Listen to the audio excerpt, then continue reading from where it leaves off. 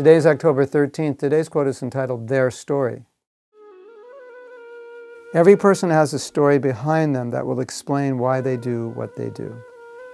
Often they do things that you do not like or that upset you, but being affected by lifetimes of conditioning, this is just how they presently act. Can they improve? Certainly, but right now their actions are largely determined by their particular conditioning under the modes of nature. We are forced to act according to our own nature.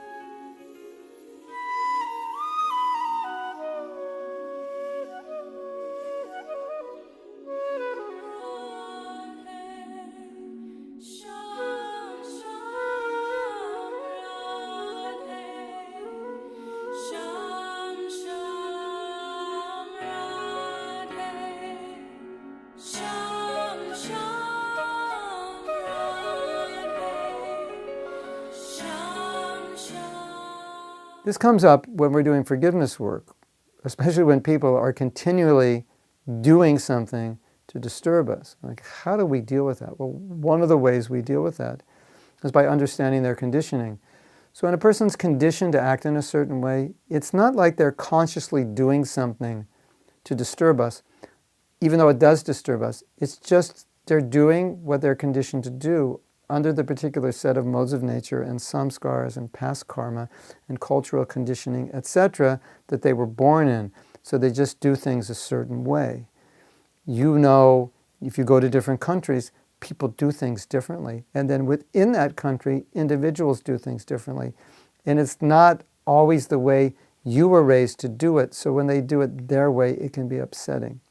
So how do we deal with this? We understand that people often hurt us, but they're not out to hurt us. It's just their behavior is different than ours. It's conditioned a different way. Then you have other examples. You have examples that circumstantially people might be in stress in that environment. So then they do something that they don't really mean. When Lakshman was asked by Sita, "Ram needs your help. He's calling for your help." And Lakshman said, "No, that's just Marichi." And she didn't know that, and he couldn't convince her of that. And she said, "Yeah, you just want to stay here with me because you're lusting after me." And he had never looked at anything but her foot, so that was just like ripping his heart. She was really upset because she was so stressed because she thought Ram was in danger, so she was saying all these horrible things. That's what people do when they're stressed out and they don't mean it. And so then Lakshman left, and then she was stolen by Ravana. And when they came back, they didn't know she was stolen, but they came back, she wasn't there.